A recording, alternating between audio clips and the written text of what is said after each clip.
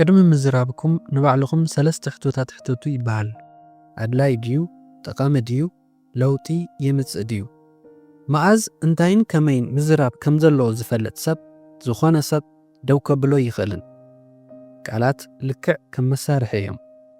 ኣጠቓቕሞም እውን ክንፈልጥ ይግባእ። ከመይ ክዛረብ ከም ዘለዎ ዘይፈልጥ ሰብ ኩሉ ሻዕና ዓርሱ ኣብ ውሽጢ ጸገም እዩ ዝረኽቦ። ናይ ዕዉታት ሰባት ሓደ መግለጺኦም እዚ እዩ። ክዛረቡ ኣብ ዝግብኦም ግዜ ጥራሕ እዮም ዝዛረቡ። እቲ ኻሊእ ግዜ ንምድማጽ እዮም ዝጥቀሙሉ። ቃላት ብጣዕሚ ልዑል ሓይሊ ኣለዎም ብትኽክል እንድሕር ምጥቃም ክኢልና። ስቕታ ማለት ዋላ ሓደ ዘይምዝራብ ማለት ኣይኮነን። መዓዝ ከመይን ምዝራብ ከም ዘለና ምፍላጥ ማለት እዩ። እንዛረቦ ነገር ኣድላይ ድዩ? እንተኾይኑ ምዝራብ፣ እንተዘይኮይኑ ድማ ስቕ ምምራጽ። ስለዚ ሎማዓንቲ 5 ጥቕምታት ስቕታ ክነግረኩም እየ። ተኸታተሉኒ። እቲ ቀዳማይ ጥቕሚ ስቕታ ንጸላኢኹም ድንግርግር የብሎ። እቲ ህቡብ ተዋጋኢ ሰንዙ ከም ዝበሎ መዓዝ ስቕ ክብል ከም ዘለዎን መዓዝ ክዛረብ ከም ዘለዎን ዝፈልጥ ሰብ ተዓዋቲ እዩ ይብል። ሰንዙ ንብዙሓት ጸላእቱ ዘሸንፈሉ መገዲ ስቕታ ከም መሳርሒ ብምጥቃም እዩ። ንሱ ስቕታ ብምምራጹ ምኽንያት ንሳቶም ናብ ጥሉቕ ሓሳብ ይኣትዉ። እንታይ ዓይነት ትልሚ ከም ዘለዎ ክፈልጡ ኣይኽእሉን። ስቕ እንትብሉ ይብል ሰንዙ፣ ስቕ እንትብሉ ጸላእትኩም እንታይ ክሓስቡ ከም ዘለዎም ኣይፈልጡን። ስለናትኩም ስለ ትልምኹም ካብ ናይ ባዕሎም ሓሳብ ካብ ናይ ባዕሎም ትልሚ የውፅኡ እሞ ናብ ናትኩም ሓሳብን ትልምን ንምምጻእ ኣብ ዝገብርዎ ከይዲ ተዘናጊዖም ይሽነፉን ይርትዑን። ብስቕታ ትልምታትኩም ተሓብኡን ንናይ ባዕልኩም ረብሓ ትጥቀሙን ማለት እዩ። ካልኣይ ጥቕሚ ስቕታ ልዑል ዝኾነ ትኹረት ይህበና። ስቕታ ናይ ዘይምህላው ቃላት ማለት ኣይኮነን እኳ ደኣስ ንብዙሕ ትኹረት እዩ። ስቕታ ዝመርጹ ሰባት ኣብ ርእሶም ብዙሕ ሓሳብ ይህልዎም። ጠቓሚ እዩ ኢሎም እንድሕር ዘይሓሰቡ ግን ኣይዛረብዎን። ኣብ ህይወትኩም ክትርእይዎ ንእትደልይዎ ነገር ወይ እውን ክትበጽሕዎ ንእትደልይዎ ብርኪ ዕቤት ንምብጻሕ ዘድልየኩም ነገር እንታይ እዩ? ትኹረት፣ ልዑል ዝኾነ ትኹረት። እቲ ትኹረት ንምርካብ እንድሕር ደሊኹም እንታይ እዩ ዘድልየኩም? ሓሳባትኩም ምስብሳብን ንስቕታ ምምራጽን። ናይ ዓለምና ሃብታም ሰብ ኤሎን መስክ ኣብ ህፃንነቱ ብጣዕሚ ስቕተኛ ነይሩ። ወለዱ ናይ ምስማዕ ጸገም ዶ ይህልዎ ይኾን ኢሎም ናብ ሕክምና ወሰድዎ። እቶም ሓካይም ድማ ዋላ ሓደ ጸገም ኣይብሉን ኢሎም መለስዎ። ካብዚ ንድሓር ዝተረድእዎ ነገር እንተሃለወ ኣብ ውሽጢ ስቕታ ልዑል ትኹረት ዘለዎ ህፃን ምዃኑ እዩ። ጥቕሚ ስቕታ ካብዚ ክትርድእዎ ትኽእሉ ኢኹም።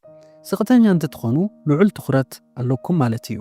ስለዚ ልዑል ዝኾነ ትኹረት እንድሕር ሃልይኩም ድማ ንእትደልይዎ ነገር ምጥቃም ትኽእሉ፣ እትደልይዎ ነገር እውን ምርካብ ትኽእሉ ማለት እዩ። ሳልሳይ ጥቕሚ ስቕታ ትኹረት ሰባት ንኽትረኽቡ ይሕግዝ። ምሳሌ ክህበኩም፣ ኣብ ክፍሊ ኮፍ ኢልኩም መምህር ድማ እናምሃረ ኩሉ ተምሃሪ ብናይ ባዕሉ ሓሳብ ተዋሒጡ ከይድሎ ንበል። ልክዕ እቲ መምህር ምዝራብ እንተቋርጽ እቲ መምህር ንምንታይ ምዝራብ ከም ዘቋረጸ ዓርስና ምሕታት ንጅምር እሞ ትኹረትና መሊስና ናብቲ መምህር ንገብር። ሓይሊ ስቕታ በዚ ክትድእዎ ትኽእሉ።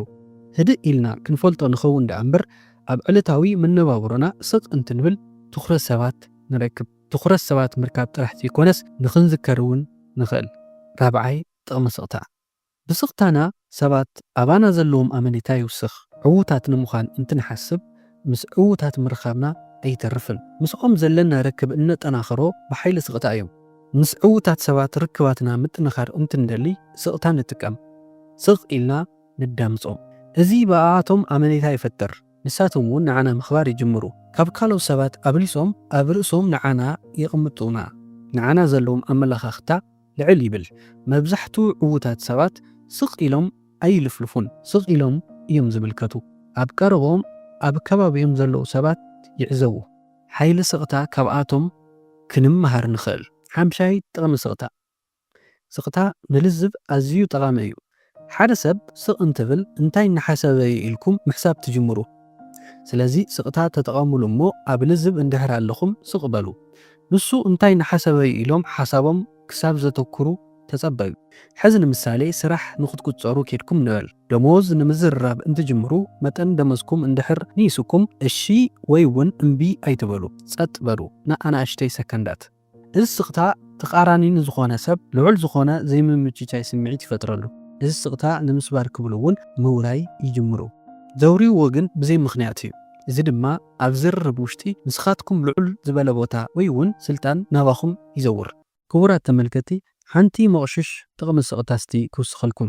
ስቕታ ጥንካረ ይህባኩም። ኣብዝሓና ስቕታ ኣይንፈትዎን። ስቕታ ንምጥፋእ ኢና ንሙክር። ስቕ እንትንብል ዝተረሳዕና ይመስለና። ሰባት ክፈትውና ስለ እንደሊ ስቕ ክንብል ኣይንደልን። እቲ ነገር ግን ብተቓራኒ እዩ። ስቕታ እንትንመርጽ ሰባት ቃላትና ምኽባር ይጅምሩ። ብዙሕ ግዜ እንዛረቦ ነገር ጠቓሚ ኢሎም እዮም ዝሓስቡ።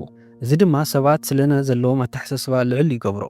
ኣብዝሓና ግን ብነገራት ተሸዊድና ብዙሕ እናተዛረብናን እናሃተፍናን ብዙሕ ዓቕምና እናባኽንን ንርከብ። ስለዚ ስቕ ምባል ንልመድ። እስቲ ስለ ስቕ ምባል ዘለኩም ርእቶ ኣብ ኮሜንት ጽሓፉ እሞ ብእቲ እውን ርእቶ ንመሃሃር። ክቡራት ተመልከቲ ካብዚ ቪድዮ ብዙሕ ከም እትመሃሩ ተስፋ ይገብር። ካሊእ ተመሳሳሊ ቪድዮ ንምርኣይ እንተደኣ ደሊኹም እታ ደወል ምልክት ጠውቕዋ። እንድሕር ፈቲኹምዎ እውን ላይክ ሼር ግበርዎ። ሰላም